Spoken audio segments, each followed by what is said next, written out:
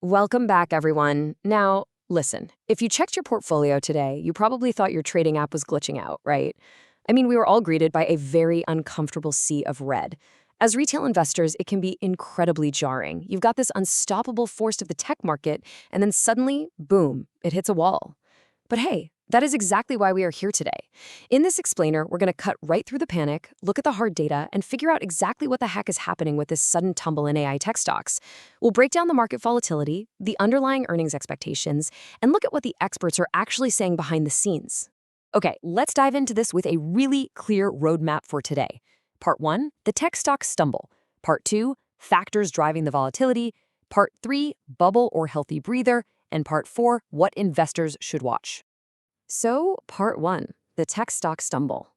Let's get right into the immediate situation that kind of sparked all this sudden investor anxiety across the market. 500. That is the number absolutely everyone is talking about right now. The broader market just experienced a major sell-off, dragging down both the S&P and the NASDAQ by more than 500 points. The Dow also slipped, finishing down about 45 points. And when we see sudden, steep drops like this, it carries a heavy emotional weight for us, right? It's this sharp reminder that the market doesn't just go up in a straight line forever, even when it feels like it's been doing exactly that for months. And the source of all this drag, it's crystal clear. The absolute engine of our recent market rally is totally bathed in red right now. We are talking about the chip sector.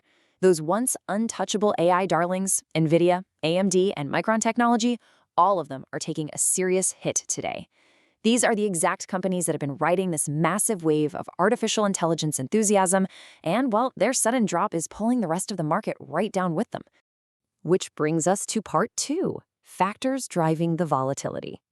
So the crucial point is, why is this happening right now? To answer that, we really need to pivot away from the initial shock of the drop and get into a logical, empowering breakdown of the underlying forces at play. If you're managing your own money, systematically walking through these 4 interconnected factors is just absolutely essential right now. First up, we've got an international echo effect. Overnight, South Korea's Kospi index dropped due to some very specific concerns about chip demand peaking over there. And man, that sentiment spilled over into the US quickly. Second, there are these growing overarching concerns regarding the rising costs of actually building and running AI. Third, there's a mounting worry about frothiness, meaning the valuations and the earnings expectations for these companies might have just gotten a little too high, a little too fast. And finally, perhaps the most unsettling thing for the market, there isn't one giant concrete catalyst causing this drop. It's really a combination of ongoing anxieties finally tipping the scales.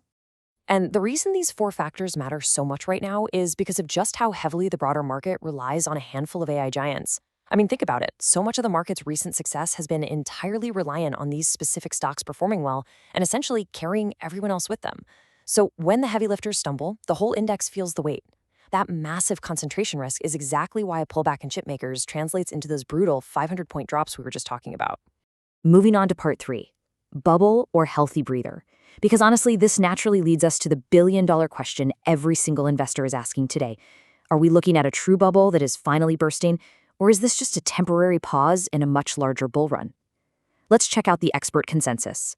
So on the more cautious, bearish side of the spectrum, we have analysts like James Riley over at Capital Economics. In a recent note, he pointed out that these big tech stock falls are happening without any major catalysts.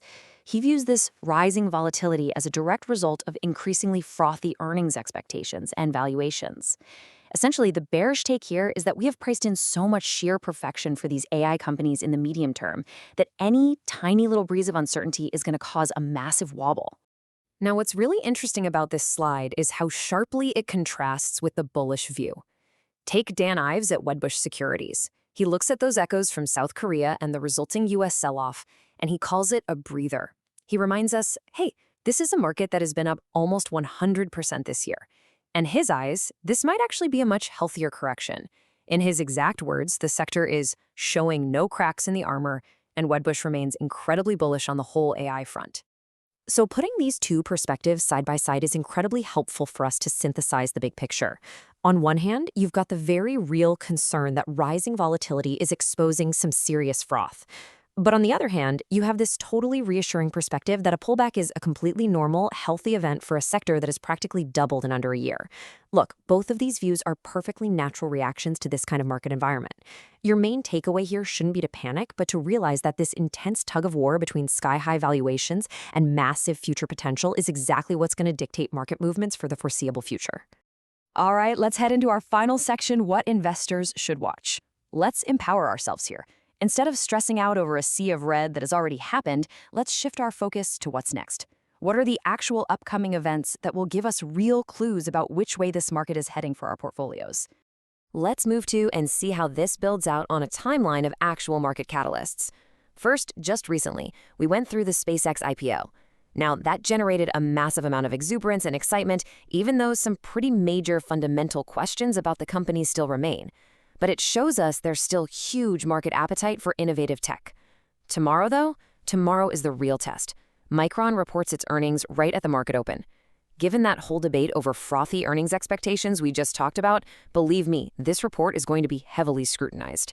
And looking slightly further ahead, both OpenAI and Anthropic have confidentially filed their S1s. That's the initial paperwork required to go public. How the market receives those massive, highly anticipated IPOs will be one of the absolute biggest indicators of the AI sector's true health in the upcoming years. So as we wrap up this briefing, I want you to look at your portfolio with a level head. Keep an eye on South Korea and definitely watch those upcoming earnings reports, like Micron tomorrow. Just consider all the evidence we've structured here today. The tech giants are stumbling, the broader market is feeling the weight of it, and the experts, well, they're deeply divided. Are we seeing the first actual cracks in the AI armor, or are these simply the necessary, maybe slightly painful, growing pains of a booming sector that just needed to catch its breath? Keep that provocative question in mind as you watch the opening bell tomorrow. Thank you so much for joining me on this explainer, and stay focused out there.